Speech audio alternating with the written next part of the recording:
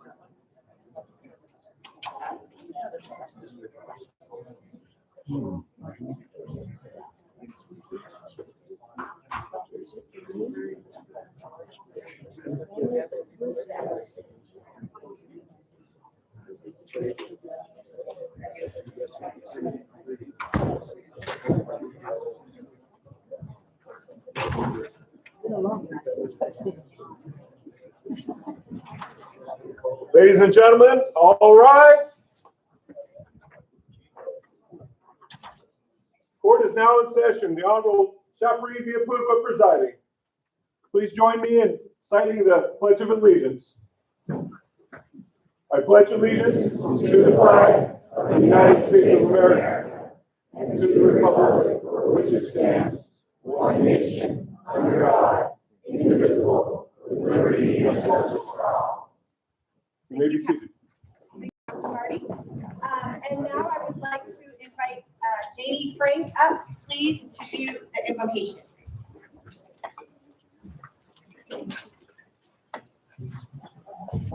Let's pray.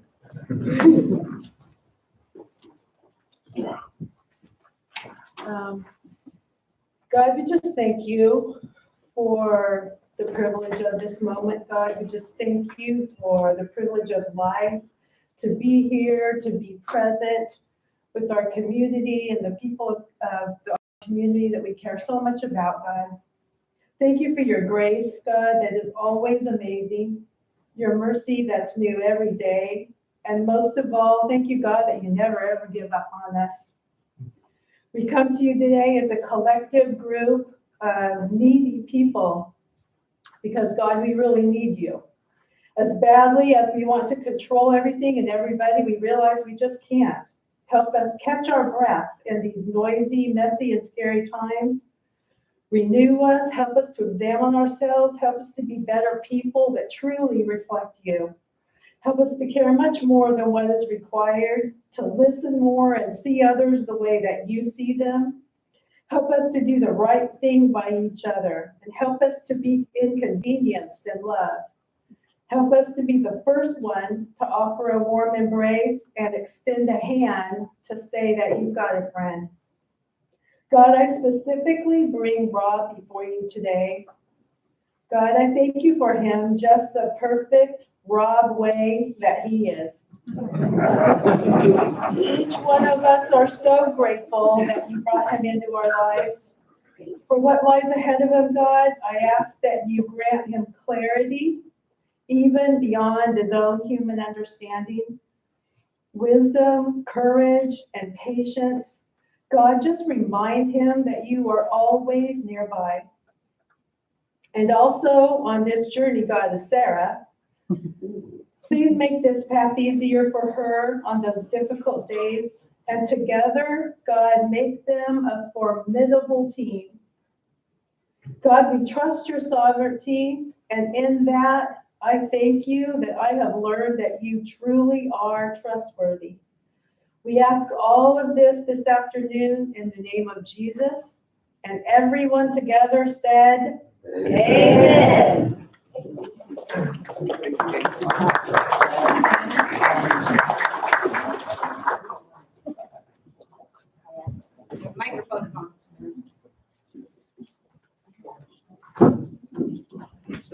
Hello.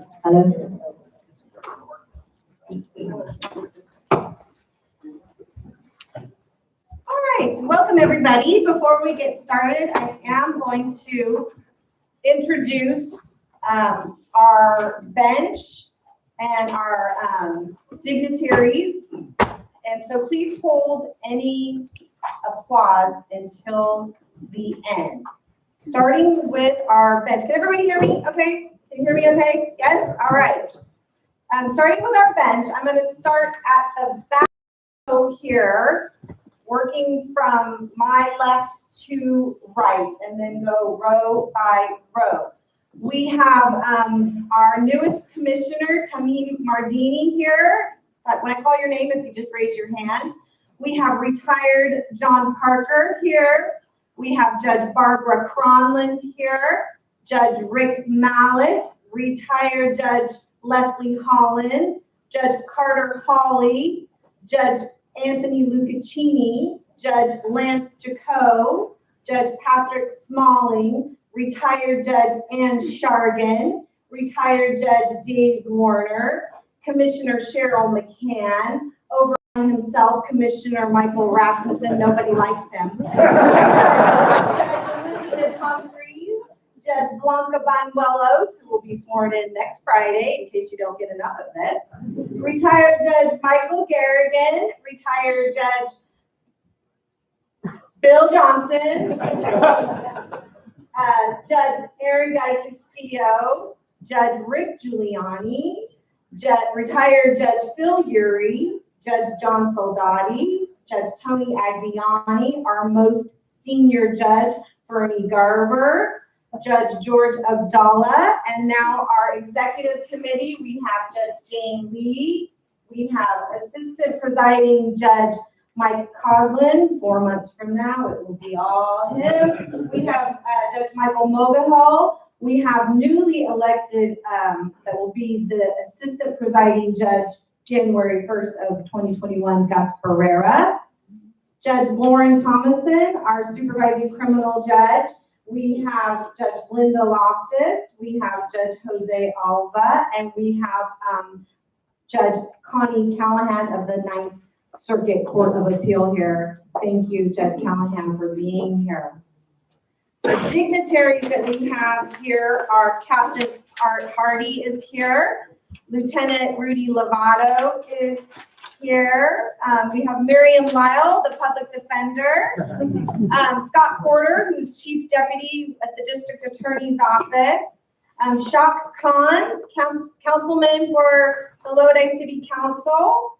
Dennis Bitters, the chief of Ripon Consolidated Fire Department. Edward Martell, chief of the Montezuma Fire District. We have Scott Tyrell, the representative for Supervisor Rickman, and Jay Wolverdine, the county administrator, as well as our CEO, Brandon Riley. Brandon, if you want to stand up, this is the first time some people have seen you since you're hiring here, and our assistant CEO, Stephanie Bohr. And I'm Judge Via Pudua.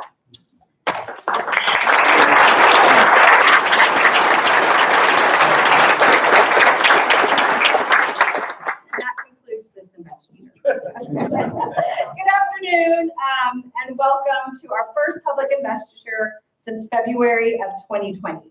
Myself and my colleagues are so happy to welcome Judge Waters' friends and family and the other dignitaries that are here. I know we're going to hear from quite a few people today, and we must, by pain of death at the hands of Bernie Garber, be finished by 5 p.m. My comments will be brief. Judge Waters encompasses all the most important traits a Superior Court judge should possess. He is smart, hardworking, ethical, humble. He will take any assignment without hesitation. Our only complaint about Judge Waters is he's so serious. I think he takes the same sober as a judge, just too literally. We think you should loosen up. It's okay to joke around and have some fun. obviously I'm being facetious. Just this week, Judge Waters jumped out behind the door to scare me as I was walking in. I'm going to tell you to be careful. There are some rumors that some of us pack heat. So be careful around the door. But those are my welcoming comments, and now I would like to introduce Scott Porter to say some comments on behalf of the District Attorney's Office. Thank you, Judge Mikuba. Those who don't know me, my name is Scott Porter. I'm a Chief Deputy District Attorney from the San Joaquin County District Attorney's Office. I want to say first, our DA, Tori Berber Salazar, was unable to make it today, so she called me and asked me if I would be able to come here, say a few words on her behalf, welcome you to the bench, and those of you that know me know that was probably a mistake on her part. That she'll regret in a few minutes, but I'm here. So I want to start with the first thing I did was I tried to find out some information about you because I don't personally judge, but I did some calls and I said, what can I learn about him where I could possibly offer you some advice if you want to take it for that.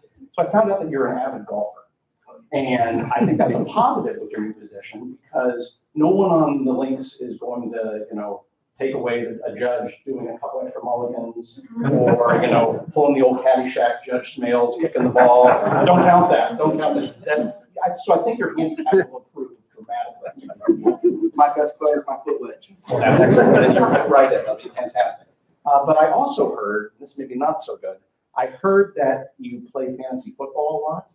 And the word on the street was you always finish last. And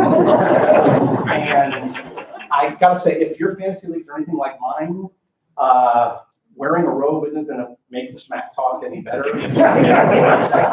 So I don't envy your position this coming season. But with that being said, I just want to say a few words about the community. I've practiced here for 20 years, and I've been a DA the whole time. And what I love about this community more than surrounding counties so much is really the professionalism in this county.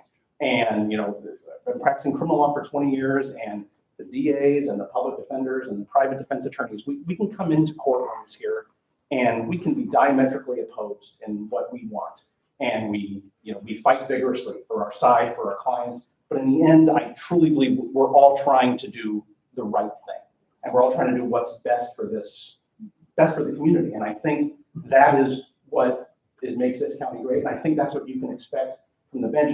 It's an honor to be able to sit down from your judicial responsibility and see this professionalism in action. I think that's a great thing. Sorry. Yes. Captain Hardy, please. Oh, No cell phones in the Confiscate court. his phone. No cell phones in the courtroom. I'm sorry. I just got a text, Your Honor. I apologize. I see that you've been assigned to a civil courtroom.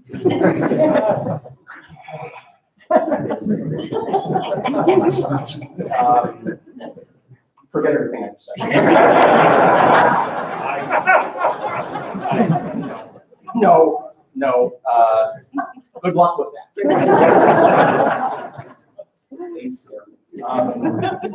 No, but there's you may see you will see some criminal cases come your way. We usually don't like to come up to the 10th or 11th floor because the air is a little thin up there. But when you see us, I know we will be excited to see you because from what I've heard of your reputation, it'll be our honor to come through your doors. Thank you. Congratulations and welcome. Thank you.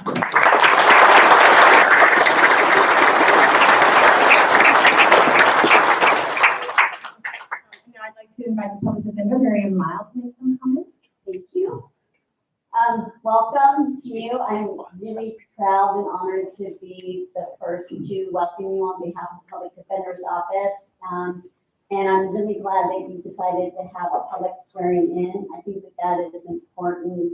It's important to publicly announce your obligation to ensure that the constitutional rights are upheld and the laws are followed. And I think that, a lot of us, we take oaths, attorneys, judges, in all types of practices. And I'm really glad that we are able to publicly meet again. And I'm excited to get to know you a little bit and for you to know us. I've been with the Public Defender's Office for 30 years, and I echo what Mr. Porter said, that I think that this county is really great, and what makes it great is we fight zealously. Obviously, the Public Defender's Office advocates quite strenuously for our clients, and I know that the judge's role is very difficult, that you'll be asked to make really tough decisions that you may personally disagree with based on emotions or compassion, but that you will always do the right thing. You will always honor the law, follow the law, whichever way it guides you.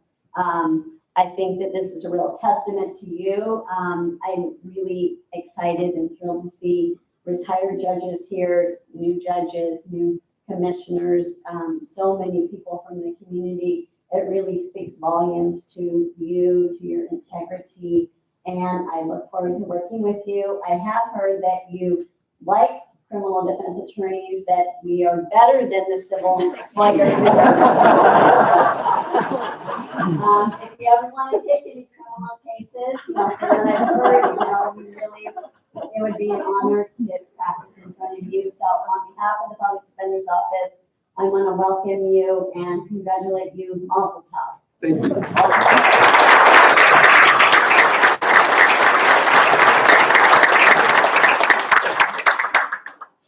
And now, for the county bar, past president Armando Villalobos, I'd like to invite him to make some Thank you. Thank you. All right. I was surprised the place filled up. People like you. Free beer afterwards. So, before I start, let me just tell you guys, okay?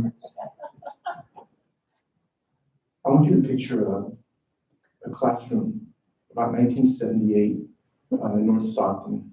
And in this classroom, it's a kindergarten classroom. And in this classroom, there are little boys and little girls. And the little girls all have little bows in their hair, and the boys are running around with dirt in their nails. And there's a teacher, and there's parent volunteers and administrators. The vice principal walks in, assistants, principals. None of those administrators or teachers or any of those students ever thought that little Robbie Waters would be there.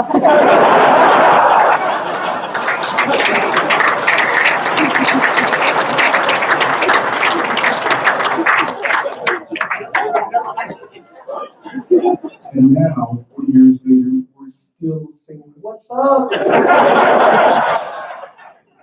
truth is this. The truth is that for a long time, Robbie has been a warrior in the courtroom and a warrior for victims. And he and his partner, Davey Turner, and people like Clarence Chan and Larry Knapp and Stu Tabak, these people who take these really difficult cases of representing victims and saying, I'm going to believe in you, and I'm going to put my money behind you, and I'm going to put all my hard work and my labor and hope that one day something happens, justice happens. That's hard. And he's been doing it for a long time, and I think that's wonderful. So he's done it with professionalism. He's done it with courtesy. He's done it as a gentleman. He's done a wonderful job, and I know he's going to do that as a judge as well. And we on the county bar welcome that, and we think you're going to do a fantastic job. The county bar is, let me tell you guys another thing about that before I stop. We talk about diversity a lot. We hear those words all the time. And in the 25 years that I've been practicing here, he is the first plaintiff's attorney on the bench. And it's important to have that voice because most of our judges, if not all of them, came from either the public defender's office or the DA's office, or did big civil law firms, almost all of them. I may be wrong, but to have somebody that comes from the plaintiff side is wonderful because that voice, I know they get together and they talk, and that voice is important when they're talking so that everybody understands what plaintiff's attorneys go through. So on behalf of the county bar, welcome. Thank you.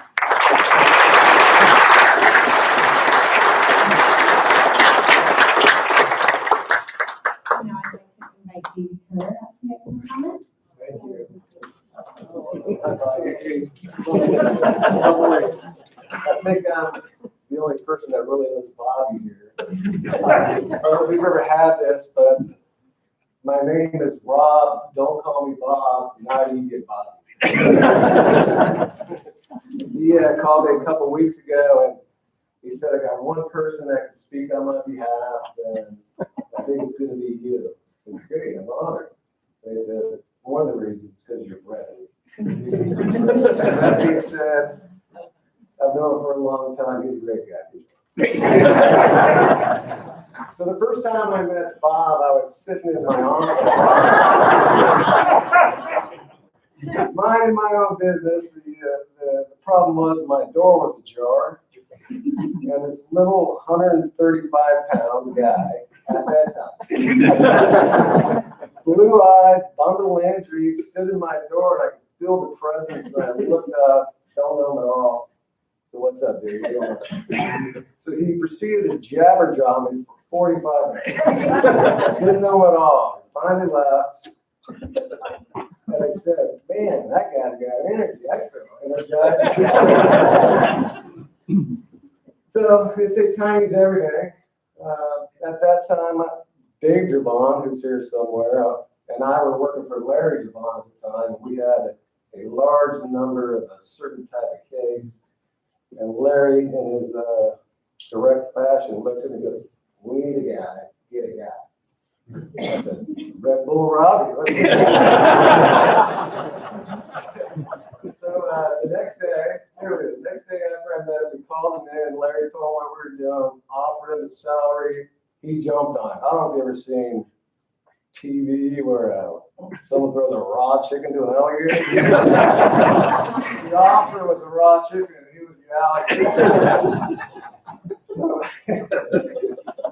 So he left, and 2 weeks, within that 2 weeks, I found out that at the time we were doing those salary negotiations, he was working out of his dad's closet at the time. I didn't ask what kind of closet it was, how big it was, and Rich, I hope you like big closets. I also realized that my unofficial title of most pesky younger brother was out the window. I'm sure Chevrolet can tell you about that. I conceded that title to Rob in about 4 months. So there's a few things. Well, I've worked for Rob for 17 years, maybe 18. Once we got done with those certain kind of cases, Larry Javon retired. Well deserved for Larry. So Rob and I took over. We've been doing it since 2008. And I've talked to or seen Rob 99 days out of 100 for 12 years. 4,336 days. A lot of days. Let me tell you what I learned. I learned a few things. All right. First thing I learned is some families go to Disneyland 3 times a year.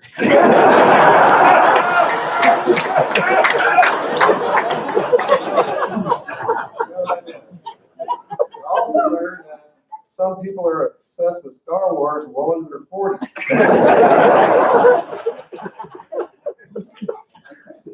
I don't know if he's got, maybe he changed it, but in our office, in his office, in our building, there's a lot of Star Wars stuff and Bulldogs. The second thing, do not let Rob meet your mother. As soon as you meet your mother, she loves him way more than you. Rob this, Rob that. Rob coming over. This is a true story. This happened 3 weeks ago. My mom called me at work. My mom called me, what are you doing? You busy? No. She said, you and Rob are going to come by. I got to show Rob my overhang. Still an overhang. Rob got to see it. Right? So I'm like, I don't know, Mom. Trying to help Rob out. I don't know, Mom. He's a judge now. He's pretty busy. I don't think he's going to want to come over. He'll come over. Y'all mad at me. I was there last night. Here's the funny, yet true thing. 45 minutes later, Rob calls me and says, hey, we gotta go by your mom.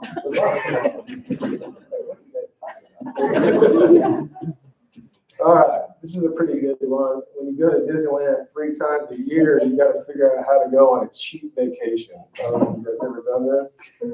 Here's how it works. Your partner, me, and his girl, Sandy, We go to Hawaii like every year. We go to the same place, Maui. The Titicaca, it's a nice place, right? You get your condo, which has a kitchen, a front room, and a bedroom. Well, this time they're kind of overbooked, so I had a kitchen, a front room, a bedroom, and then another bedroom. So I proceeded to videotape that and send it to Rob bragging how I'm on vacation and you're not, right? Well, 36 hours later, Rob and poor Sarah, embarrassed Sarah, were in that second bedroom.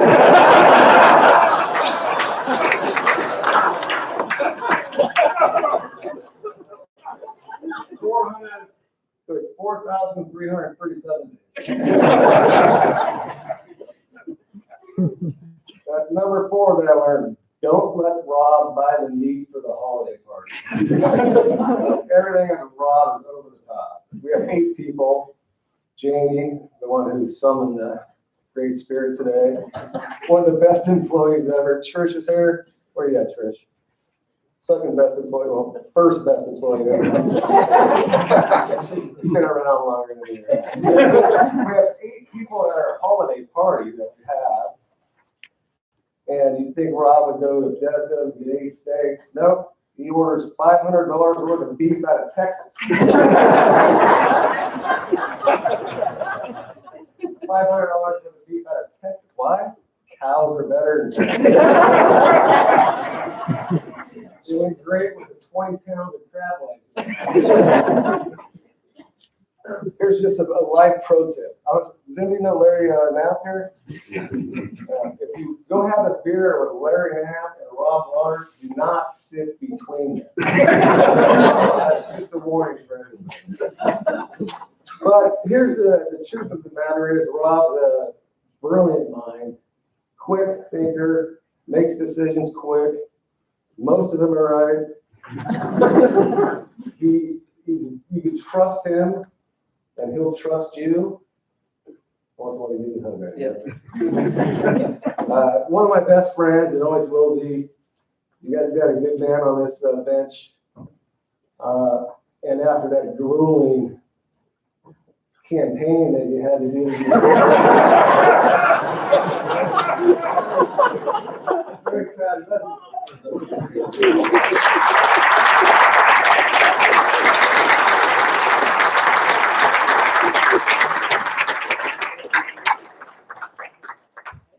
Well, hey, chat, before you swear me in, there's something I got to do.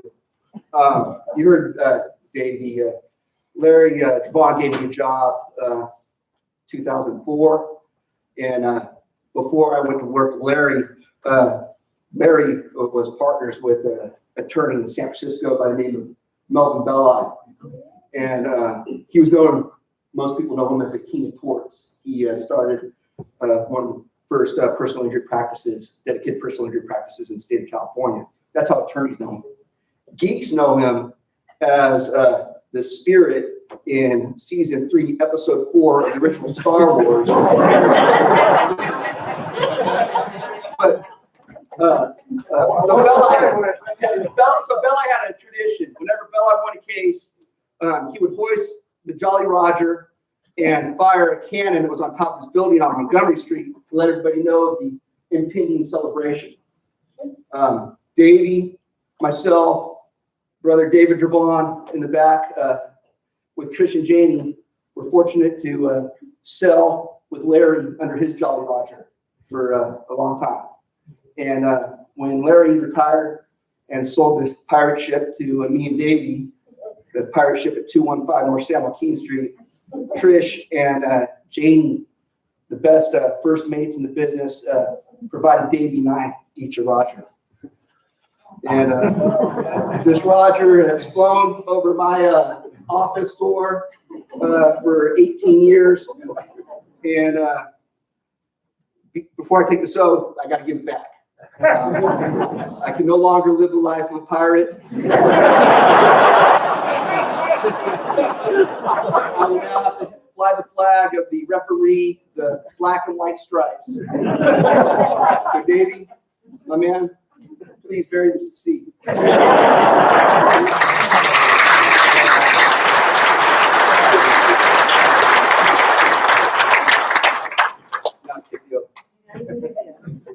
I don't know if I want to. do that. All right, ready? Raise your right hand. Repeat after me. I, Robert T. Waters, I, Robert T. Waters, do solemnly swear do solemnly swear that I will support and defend that I will support and defend the Constitution of the United States the Constitution of the United States and the Constitution of the State of California and the Constitution of the State of California against all enemies, against all enemies, foreign and domestic, foreign and domestic, that I will bear true faith that I will bear true faith and allegiance and allegiance to the Constitution of the United States to the Constitution of the United States and the Constitution of the State of California. and the Constitution of the State of California. And I take this obligation freely, And I take this obligation freely without any mental reservation without any mental reservation or purpose of evasion, or purpose of evasion, and that I will well and that I will well and faithfully discharge the duties and faithfully discharge the duties upon which I'm about to enter. upon which I'm about to enter. Thank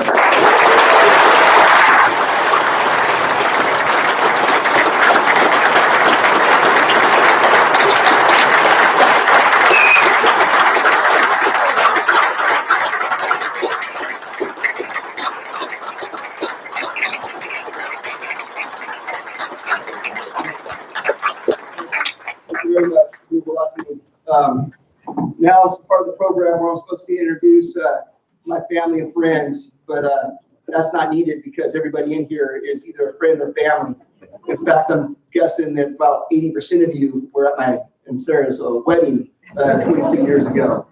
And I thank you all for coming here today on a Friday. It means a lot to me. I want to start by thanking my family. Sarah, I met Sarah, everybody knows I met Sarah when I was about 3 or 4 years old at First Baptist Church. So, I know that I've been a work in progress and since then. And Sarah, thank you for your daily dedication to that work in progress. It's unrelenting and it's always ongoing, and I appreciate it. And I love you very much, and thank you for being my life partner. To my 3 children, my son Tucker, who's going to be a freshman at UCLA. Tucker, your wit and wisdom and hardworking ability is going to lead you to much success. My middle daughter, Claire, your love for Disney, your hard work ethic, as well as the way that you can dance through life and everything it throws at you is inspiring. To my young daughter, Claire, or Kellen. Kellen, she's an 8th grader, and her sense of humor, her ability to smash a golf ball is inspiring. Whatever your mother and I do, you 3 will always be our greatest accomplishments. To my mom and dad, Rich and Joanne, Mom, I would like to thank you for your patience you've had with me over my entire life. You've been the best, I wouldn't say adversary, but the person to debate with. Since when I was a child and even when I'm an adult. I really enjoy our relationship because it's based on honesty. You tell me what you think. I tell you what I think. We might agree, we might disagree, but we respect each other always. Mom, I love you very much. Dad, Rich, I remember when I was about in the 4th grade, you were working for Burroughs and you were transferred to Detroit. Well, I want to thank you for not going to Detroit. I know it was scary at that time, having 3 kids and decided to go out on your own, but I thank you for that courage. And I always remember that. And every time I've had an opportunity in my professional career, I try to summons that type of courage to make the right choice. I thank you for that. Rip thanks you for that, and I'm sure Randy thanks you for that as well. To my older brother, Rip, and the Dr. Waters, Dr. Richard Waters, we call him Rip, and his wife, Erica, Dr. Erica Waters. Rip, you were an awesome big brother. I've admired you since I was young. The only better memories of us as we're kids is the memories we have together because of our friendship is ongoing. Thank you for everything. I love you. To my younger brother, Randy, and his wife, Janae, these are the teacher Waters. They're both educators. I know, Randy, I was probably a tough older brother, and you were a great younger brother. I remember when I was working at a law firm, I offered you a job to come run the office for us. You took that job, And because of your integrity and foresight, you're both canned.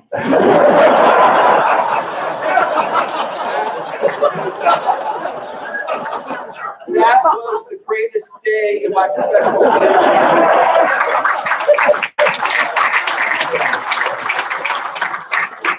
I would say more about it, but because of a settlement, I can't discourage it. We'll just leave it at that. To my nephew, the nieces, Reed and Ella, and Izzy and Ander, you guys are awesome. Always fun to be around, and I'm so excited that we have the same last name. To my in-laws, Joe and Sue, Queenie and Bump Bump, I want to thank you for the patience as well that you've showed towards me. You've always treated me as one of your own children, and I greatly appreciate that, and I admire you guys very much for doing that. For the people that spoke today, I mean, I tell you, we saw the power of a black robe in this building. I can't believe they said those nice things about me. And now that I'm thinking out loud, I'm probably thinking I probably should ask my wife and kids to say something about me. I really see how powerful this black robe is. Thank you very much for being here. And it's an honor for you guys to speak on my behalf. Everybody knows there's two ways to become a judge in California. You either get appointed by the governor or you run and get elected by the citizens. Everybody knows me. I'm not getting appointed by anybody. So I had to run. And I was fortunate enough because 2020 was crazy, right? I mean, the election, presidential election, a lot of division. Well, I was proud to be the unity candidate in Salem. I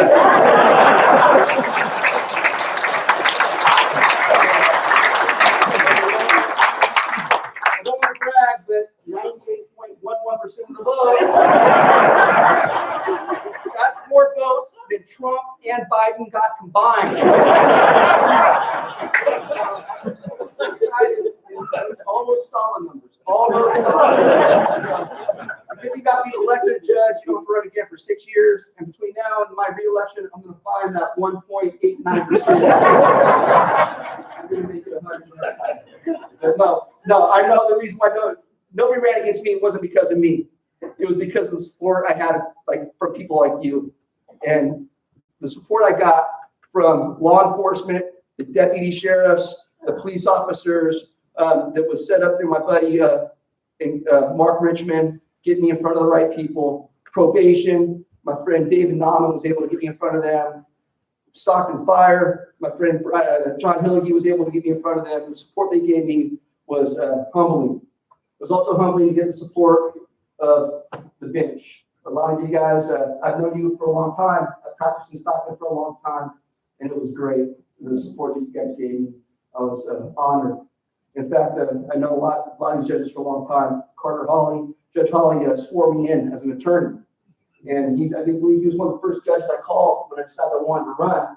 And if you guys know Judge Hawley, you know, he's unflappable. I mean, his pulse is like 72. I thought it was exciting, you know, so I called Judge Hawley. Hey, Judge Hawley, you know, I decided I'm going to run. I got this, I thought you can pass out. I got this very enthusiastic, okay.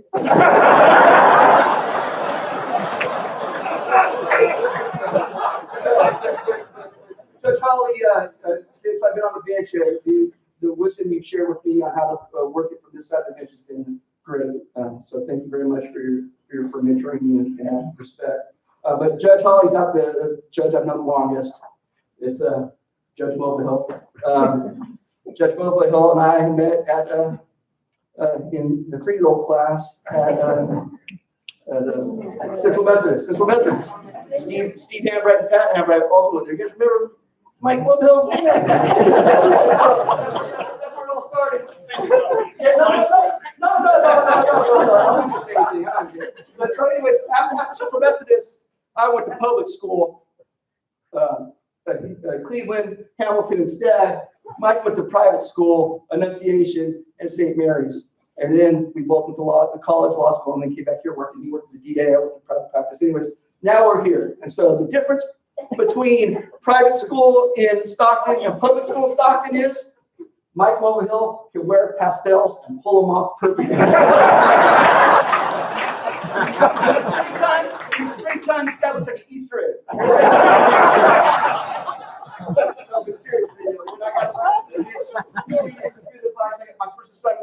assignment. He's been criminal his entire life, and he gave me some great advice to kind of deal with the people in the jumpsuits, and I want to thank him for that. Great. That's good. All right, and then so the other way, I mean, it wasn't just the unions and law enforcement and the judges that made it so nobody ran against me. It was because of people in the community, like everybody here. And it's great to see everybody. I got friends from elementary school, Steve Hambright, Pat Hambright. You know, that we were raised together with Merrill Hambright and Donna Pierce this year. And the support you gave me when I decided to run was very appreciative. My good friends and these guys have been at my wedding party, and they stood with me then. Brian Soon, Jeff Wong, Dave Munoz, Pat Hambright. Thank you guys for being here. You guys stood by me as a child. You stood by me as a young man, and you're standing by me today, and it means a lot to me. Thank you very much. I got my buddies from law school here, Scott McCall, Scott Cross, and John Irwin. When we first met, we didn't know the difference between a tort and a tart. I mean, we didn't know anything. And I mean, although I am glad to say that I was with you three guys when we learned what buggery was. It was during a criminal procedure brief, okay? Anyways, no, it's been great. Thank you guys for coming here today. It's been a lot. Like, nobody thought we were going to pass the bar, but hey, we showed first time. And there's a lot of attorneys here that I work for. I started out working for Steinheim Riggio, Heidel Mordaunt, where I learned I don't like the billable hour. And then when that firm blew up, I got to go work with two great gentlemen, Mark Ornelas and Doug Heidel. And the greatest thing that both Mark and Doug taught me, they taught me a lot, but they taught me how to fish and how to find my own clients and how to earn my own living. And that has been great for me. Mark and Doug taught me simple rules. You shouldn't lie to opposing counsel. Don't lie to the court. Don't lie to your client. And most importantly, never lie to yourself. And that's what I've tried to do my entire professional career. So I'm indebted to Doug and Mark for that. In addition to Doug and Mark, after that, I went to work with Larry, as I spoke with, and met Davey. And Davey has been a godsend in my life. There's a movie, I said this before, but a Quentin Tarantino movie, the name escapes me right now, but it says that friends, closer than a brother, but not as close as a wife. And that's it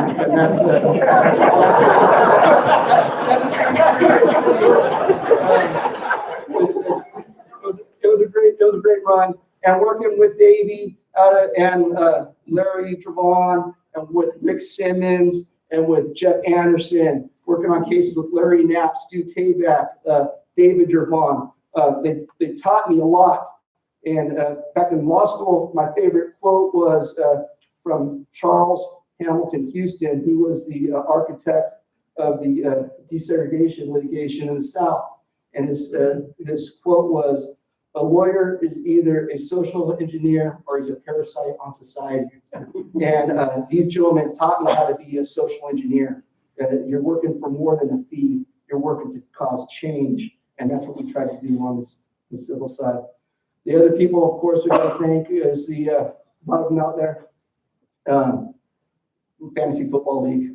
They're here. I'm not horrible. I'm the defending champion. Everybody knows it. But thank you guys for being here. Appreciate you guys. And then, of course, my mom's got some friends here, and this is the Junior Aiders. Now, I don't know if you guys know about Junior Aid. I believe Judge Callahan, you were in Junior Aid. Were you in Junior Aid when you were a younger lady? No? Well, this Junior Aid league, I mean, they're insane. Okay. In college, I was going down to, I was at college at UCLA. I'd go down to visit Sarah in San Diego. Okay. There were no cell phones. Okay. I'd come back to UCLA and my mama called. How'd you enjoy San Diego? And the Junior Aiders would know it. They're all over the place. I mean, Marsha Heidel, Christy Hooper, Florence Kamagaki, Signe Hawley. These women know everything. No matter where you are, there's no running from. I mean, if we want to get those people out of Afghanistan, we should have sent Stockton or Junior Rangers. They'll all be here. But no, they're here because you're great friends with the family. And I know that my mom's been to tell you guys a lot about me because I was a nightmare as a child. And thank you for talking her off the ledge. Really, really appreciate it. And I think the last cluster of friends here are Sarah's drinking buddies. So I want to thank you for being here, for talking Sarah off the ledge as well. But it means a lot for me that everybody's here and took a time out on a Friday to come see me take the oath. I know that the whole reason to sit here in this courtroom is to go to cast iron. And so let me tell you that I want to conclude with this, with another quote, okay? And it's from a jurist recently appointed to the United States Supreme Court. And he had a phenomenal quote. He's not my favorite. I'm more of an RBG guy. Okay, that's more of who I am. But the wisdom behind this that came out in the questioning during the confirmation was just undeniable. It's a pure genius from a legal standpoint. And of course, I'm talking about Brett Kavanaugh when he was under questioning, and he yelled, "I like beer."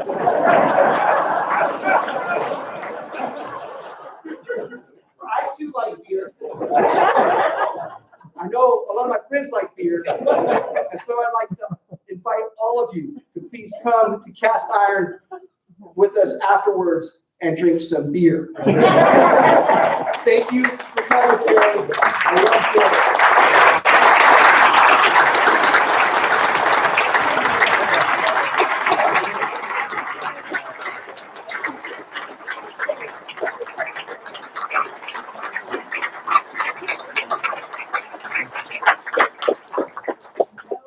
Yeah, but Bernie said no notes, and I asked, is that true, Shaq? And she said, no, Rob. And she told me the reason why he says no notes, and that's because when Bernie was sworn in, the way of taking notes was on a stone tablet. So that's the reason why Bernie didn't have any notes. I do not talk about Anyway, before we conclude, I would just like to thank the Judicial Secretaries, Teresa Martinez, Belinda Bustos, and Crystal Gonzalez, Brandon Riley, and Stephanie Bohr. They helped put together, make sure all these seats were here, make sure someone was at the door greeting you. This wouldn't have happened without them. So I'd like to give them a special